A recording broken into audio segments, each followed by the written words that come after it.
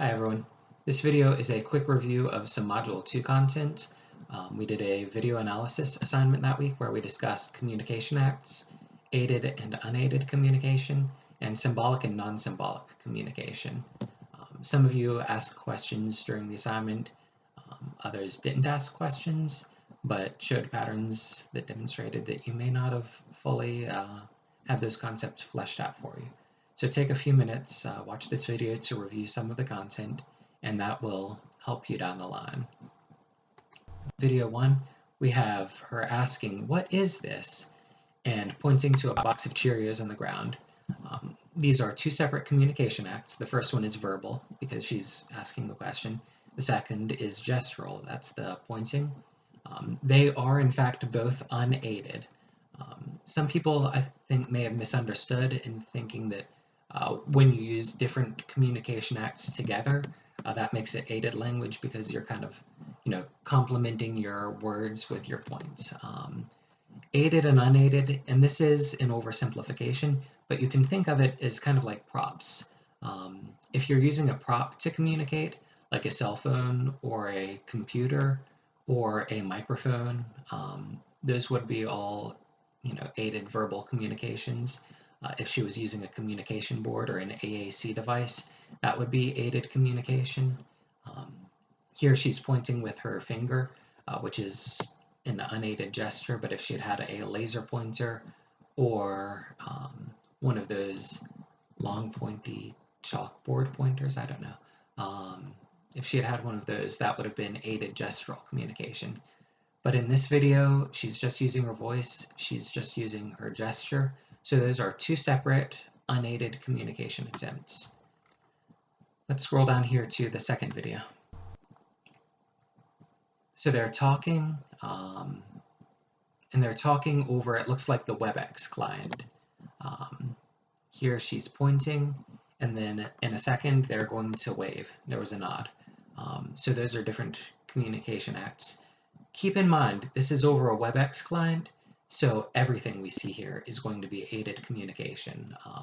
They wouldn't be able to talk to each other without the aid of their computers, nor would they be able to point to the book or wave at each other or nod without the aid of the webcam. So all of that communication was aided. So now we've talked about communication acts a little bit, how they're, you can break them down into separate. There's verbal, there's gestural, so forth. We've talked about the aided and unaided communication. If I was talking to my dog right over there, that would be unaided because she can hear me. But if I'm talking to you right now over a video, that is definitely aided communication. And I do want to butt in here and apologize. I tried to record a super cute video using my dogs as props for the aided and unaided communication, but the video client wasn't cooperating, so instead you get this super generic video. But anyway, here's what you've been waiting for, a thorough discussion of symbolic and non-symbolic communication. Some things are clearly symbolic. When I'm using words to communicate with you, that is symbolic because the words have to be learned and taught in some fashion, and they have agreed upon meanings. When I use a word like stapler, you know exactly what I'm talking about because we both agree what staplers are. And again, this might be an oversimplification of a complex concept, but if the meaning of the communication has to be learned, in general, that's going to make it symbolic communication.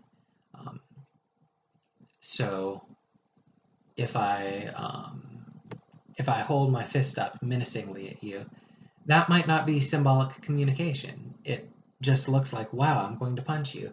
But if I hold up my hand like this to my dogs, I have taught them and they have learned that this means to sit. So in that case, it is symbolic communication. Both my dog and I agree that when I do this, they sit. Then they might get a treat, they might not. I use an intermittent reward system with them. If I was going to use sign language with you all, that would clearly be symbolic communication because nobody just instinctively knows what all of these letters mean. I'm sorry, I don't know many words. I'm essentially just a finger speller when it comes to sign language, but nobody would innately know what those mean without having to learn them or be taught them or to have that meaning be agreed upon by a set of people. But if I, just held out my hands in protest, like, no, I don't want that, that would be closer to the non-symbolic end of the spectrum because, it doesn't really contain a secret message. I think anybody would be able to see that and just know that means, no, I don't want that. So that would be closer to the non-symbolic end of the spectrum. So here's why this matters. Symbolic communication is going to be a lot harder for your kids, your students, to pick up on than non-symbolic communication. Um, if they were trying to give you something and you went like that, they'd probably get the gist of it. But if they came up to you and tried to give you something and you said, I'll pass, or no thank you, that would use language that they have to have learned. And as you know, some children will have an easier time learning language than other children will.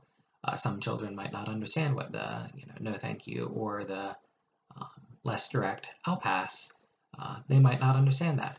Um, if somebody was handing you something and you wrote on a board with letters, no thank you, that would be even more symbolic. You can think back to the activity we did in Module 2. I think it was a quiz where we ranked from least symbolic, being actual objects. This is a stapler, to the most abstract concepts. If I wrote stapler on a piece of paper, if you hadn't explicitly learned or been taught how to read the word stapler, you wouldn't know what it refers to. So anyway, that's something to think about when you're using AAC with your students. Symbolic communication, unless they already know the meaning of it, it will probably have to be taught explicitly, whereas non-symbolic communication is more universal, more direct, and easier for them to understand. Um, I've put some thought into this, and it seems like the symbolic and non-symbolic does exist on a spectrum where, thinking back to the first video, and she's pointing the box of Cheerios on the ground.